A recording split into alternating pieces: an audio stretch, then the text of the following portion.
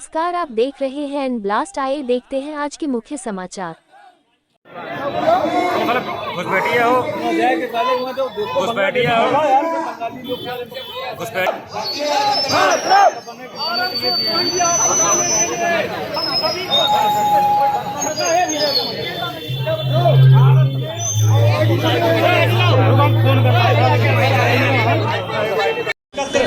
हिंदू समाज के लोगों, आपने मेरी आवाज को पहचाना, मेरी भावनाओं को पहचाना, देश के दर्द को समझा।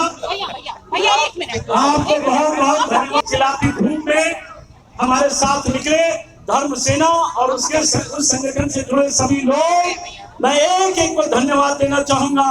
बहन श्वेता राज सिंह, आदरणीय अधिवक्ता कमलेश सिंह जी, आदरणीय लखनधर त्रिपाठी जी, आदरणीय बाबूराम त्रिपाठी जी पांडे जी, हमारे बीच आदरणीय भोला शंकर शुक्ला जी, और हमारे बीच दिल्ली से चलकर आए हिंदुत्व की अलग जगाने वाले घनश्याम भाई, तमाम भाई शरद पाठक जी, यश पाठक जी, भाई मनीष पांडे जी, अश्विनी बांग्लादेश में हिंदुओं का हुआ है, बांग्लादेश में हिंदुओं के नस्लवाद का हम विरोध करते हैं।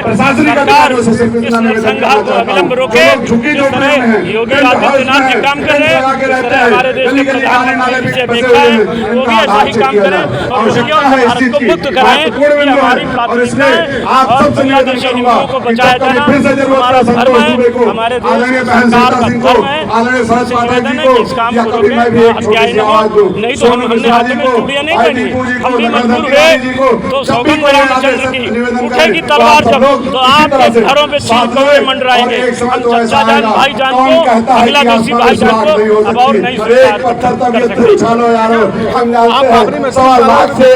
आंदोलन चलाना भारत माता की, भारत माता की। कितने लोगों के 1 लाख लोगों के साथ पहले चरण में, उसके बाद और बढ़ेगी।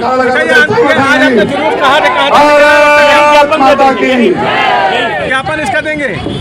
मैं मनीष जी से निवेदन करूंगा वो अपने विचार रखें, लेकिन हम लोगों, आपने मेरी आवाज को पहचाना, मेरी भावनाओं को पहचाना, देश के दर्द को समझा। भैया एक मिनट, आपको बहुत बहुत धन्यवाद है, साधुवाद है कि आप सारे लोग इस चिलचिलाती धूप में हमारे साथ निकले धर्म सेना और उसके उस संगठन से जुड़े सभी लोग। मैं एक एक को धन्यवाद देना चाहूंगा। बहन श्वेता राज सिंह, आदरणीय अधिवक्ता कमलेश सिंह जी, आदरणीय लखनधर त्रिपाठी जी, आदरणीय बाबूराम त्रिपाठी जी पांडे जी, हमारे बीच आदरणीय भोला शंकर शुक्ला जी, और हमारे बीच दिल्ली से चलकर आए हिंदुत्व की अलग जगाने वाले तमाम भाई शरद पाठक जी, यश पाठक जी, भाई मनीष पांडे जी, अश्विनी पांडे जी, और देवरिया से चलकर आए श्रद्धेय दिग्विजय नाथ चौबे जी। हम सब आपके ऋणी हैं और ये समाज आपके इस सहभाग से प्रसन्न है। हालांकि हमने यहाँ के प्रशासन के निवेदन पर जल्दी इस काम को निपटाने की कोशिश की है।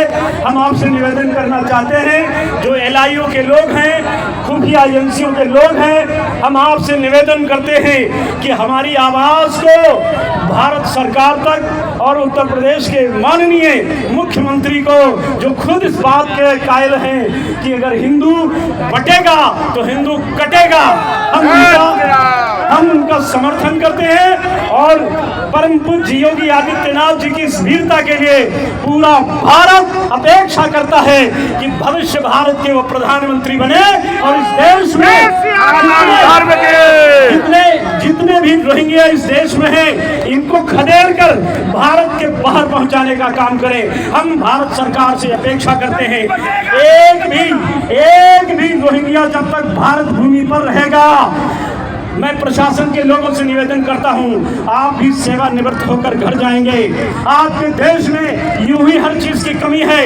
हम बांग्लादेशी आतंकियों को, आतताइयों को, नरपिशाचों को, राक्षसों को भारत भूमि में नहीं रहने देंगे, नहीं रहने देंगे और नहीं रहने देंगे। एक बात स्पष्ट बता देना चाहेंगे, कि ये वो हाथ है जिन्होंने बाबरी मस्जिद ढहाई है। पूरी दुनिया कह रही थी नहीं गिरेगी, ये वही हाथ है और ये हाथ एक बार फिर से उठे हैं। फिर से बताना चाहते हैं प्रशासन के भाइयों, आप हमारे अपने परिवार के लोग हैं, हम बताना चाहते हैं इन हाथों में अभी चूड़ियां नहीं लगी हैं। अगर रोहिंग्याओं को भगाया नहीं गया इस देश से, हम और जगह की बात नहीं जानते हैं, लेकिन उत्तर प्रदेश में एक भी रोहिंग्या मिला तो बाबरी मस्जिद बना दी जाएगी, उसको उसके टुकड़े नहीं मिलेंगे। आज इसलिए बता देना चाहते हैं कि याद रखिए ताकि समय पर काम आवे। हमारे बीच जो प्रशासनिक अधिकारी हैं, हम उनका आभार भी प्रकट करते हैं, लेकिन खूब बाधा डालने की कोशिश की गई है। लेकिन हम आपकी मजबूरियां जानते हैं कि चहलम का जुलूस आपकी छाती से चला जाए तो आपको दिक्कत नहीं है, लेकिन हिंदुओं का जुलूस निकले तो अनुमति मांगी जाती है।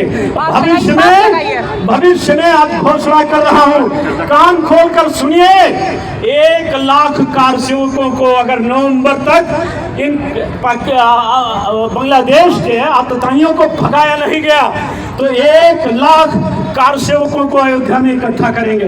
हम आपसे अनुमति की भीख अब नहीं मांगेंगे, आपने हमारा सम्मान नहीं रखा है, हम फिर भी रख रहे हैं। 1 लाख कार सेवकों को बुलाएंगे अयोध्या की भूमि पर, और यहाँ जो भी रोहिंग्या मिलेंगे उनकी सब्जी और दाल भात बनाने में देर नहीं लगेगी। इसलिए आज से ही इस बात का ध्यान रखा जाए कि उन्हें हटाया जाए। पूरा बृहस्पतिवार के दिन जाम लगता है, किसकी अनुमति मिलती है? कौन अनुमति देता है? बीफा बाजार लगती है यही गुलाबबाड़ी मैदान में, वो हमारे खेल का स्थान था, वहाँ रोहिंग्या दुकान लगाते हैं 70%। हम भाई कोतवाल साहब से, सिटी मजिस्ट्रेट साहब से, सीओ साहब से निवेदन करते हैं कि इस काम को रोकिए। ये सब रोहिंग्या मुसलमान हैं, इनको यहाँ से हटाइए। हम हटाएंगे तो आपको भी तकलीफ होगी, शासन प्रशासन को भी तकलीफ होगी। इसलिए आज हम केवल चेतावनी और समस्या का समाधान बताने और ढूंढने निकले हैं। इसके बाद हम आपसे कुछ कहने नहीं निकलेंगे। हमारे हाथों में इतनी कोई चूड़ियां नहीं, इतने हम कमजोर नहीं है। हिंदू समाज जाग चुका है।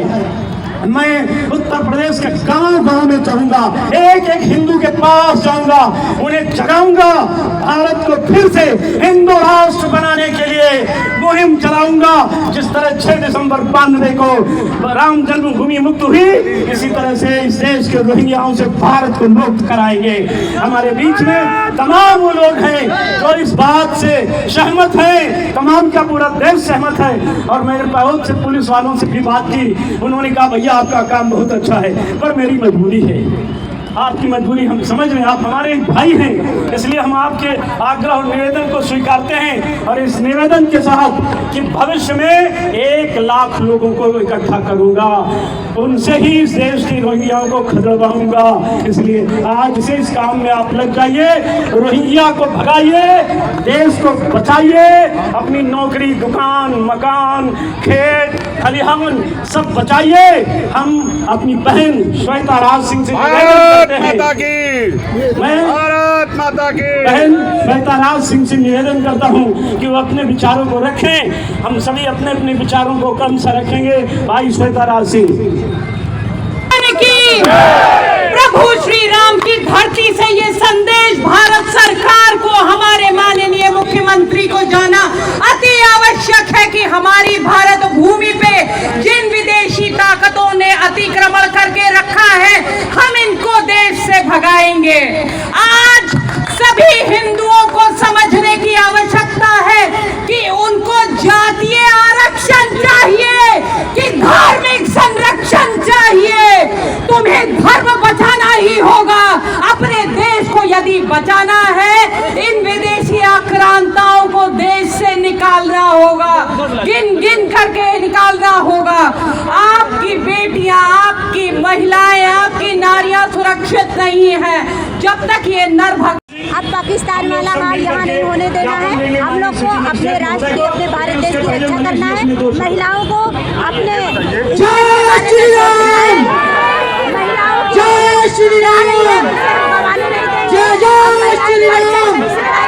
बराबर का हिस्सा करेंगी। जय हिंद, जय भारत, जय श्री राम। श्रीवास्तव, हम जिला और हर बार लड़ाई हमारी भगवान की भूमि है, तपस्या की भूमि है। हम यहाँ अपनी लड़ाई के लिए हर बार आएंगे। अयोध्या श्री राम भगवान मानवता की धरती है, यहीं से हमारे वर्चस्व की लड़ाई शुरू हो रही है और यहीं पर आकर खत्म होगी। हमें अंततः जीत मिलेगी, हमें पूरा विश्वास है।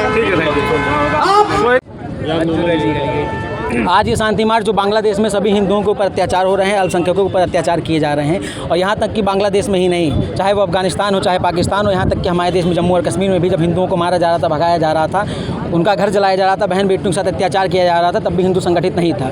तो ये शांति मार्च ये हम सभी हिंदू भाई अयोध्या से मिल के निकाले हैं, और हम लोग एक संदेश देना चाहते हैं पूरे देश में, पूरे समाज में, कि हम लोग संगठित हों। ये वक्त आ गया है संगठित होने का। और इस शांति मार्च में युवाओं ने काफ़ी ऊर्जा के साथ प्रतिभाग किया था, और युवा इसलिए प्रतिभाग किए थे क्योंकि भारत एक युवा देश है, और भारत का भविष्य युवा ही तय करेगा कि भारत भविष्य में किस दिशा में जाएगा। तो मेरा सभी युवाओं से अनुरोध है कि अपने धर्म को जाने, पहचाने, समझें और अपनी सुरक्षा के लिए कठोरतम निर्णय लें और एक हों।